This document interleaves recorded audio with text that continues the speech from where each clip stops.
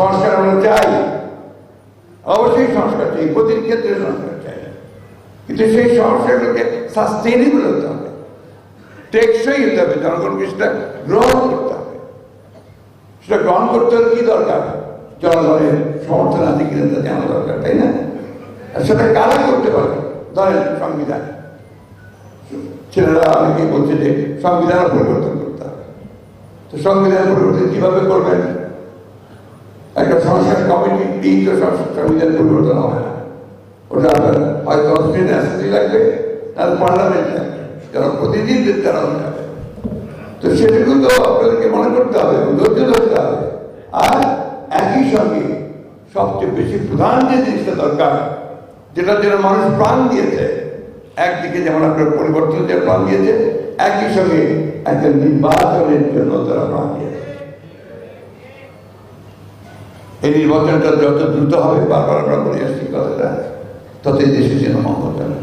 এই কথাটা আমার একার না, যারা একটু ভাবছেন, যারা একটু চিন্তা করছেন যে হয়তো প্রতি হঠাৎ করে কিছু বললেই, হঠাৎ করে কিছু করে ফেলা কতটুকু সাস্টেনেবল হবে, সেটা তো অবশ্যই চিন্তা করতে হবে।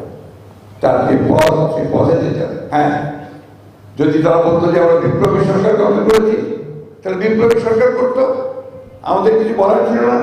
কিন্তু বিপ্লবী সরকার নয়, এটা সাংবিধানিক সরকার। এটাকে আপনার অ্যাপারেন্ট ডিভিশন থেকে এর বৈধতা নিয়ে আসা হয়েছে। তো আমরা অবশ্যই আমাদের ওইটুকু ধরে রেখে আমাদেরকে এগিয়ে হবে, এগিয়ে যেতে পারি।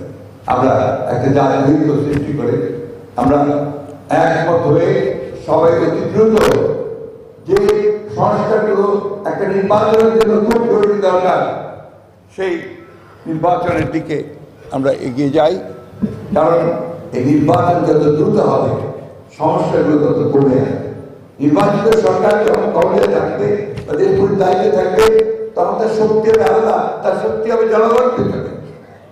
এই বিষয়টাকে মাথায় নিয়ে আমাদের অনুরোধ থাকবে এই সরকারের কাছে, জনগণের কাছে এবং ছাত্রদের কাছে, যে একটা সুষ্ঠু আবার সকলের জন্য একটা নির্বাচন হওয়ার জন্য যে বিষয়গুলো খুব জরুরি, যেমন নির্বাচন ব্যবস্থা, যেমন আইন শৃঙ্খলা বাহিনীর সংস্কার, প্রশাসনের সংস্কার, বিচার বিভাগের সংস্কার, অর্থনীতির ন্যূনতম সংস্কার, এই বিষয়গুলো করে আমরা একটা নির্বাচনে যেতে পারি। উন্নত নির্বাচিত সরকার নেই আছে, তারা এসে নতুন করে ওই সংস্কারগুলো বাকিগুলো তারা করবে। আমরা কিন্তু খুব পরিষ্কার বলেছি যে আমরা এককভাবে এই নির্বাচনের পরে সরকার গঠন করতে চাই না।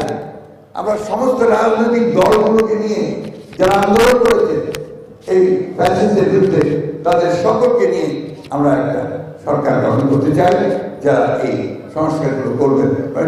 বেসিক নেসেসিটি বলে আমরা মনে করি যাওয়ার পথে। কিন্তু আমরা ওই উদীয়মান সূর্যকে দেখছি, আমরা দেখছি যে নতুন সূর্য উঠছে, আমরা সেই নতুন সূর্যকে বরণ করি নিয়ে আমরা সবাই মিলে আসুন, আমরা একটা সত্যিকার অর্থে একটা সুন্দর, একটা প্রসপারাস, শান্তিময়, প্রেমময় একটা বাংলাদেশ গড়ে তুলি, যেখানে ওই হিন্দু, মুসলমান, বৌদ্ধ, খ্রিস্টান কোনো পার্থক্য থাকে না। আমি এই কথাগুলো এই জন্যই বলছি, এটা শুধু আমার স্বপ্ন নয়, প্রতিটি বাংলাদেশের স্বপ্ন। এই দেশটা আমার, এই দেশটা আমাদের কিন্তু দিয়ে দেয়নি। এই দেশটা আমরা অর্জন করেছি যুদ্ধ করে, স্বাধীনতার পরে আমরা গণতন্ত্র অর্জন করেছি, কিন্তু যুদ্ধ করে, লড়াই করে। আজকে যে নতুন ফ্যাসিবাদ থেকে যে মুক্তি আমরা পেলাম, যে স্বাধীনতা আমরা পেলাম, এটাও কিন্তু আমাদের কয়েক হাজার ছেলে মেয়েদের রক্তের বিনিময়। ব্যাপারটাকে হালকা করে দেখার কোনো কারণ নেই। রক্ত দিয়েছে, প্রাণ দিয়েছে।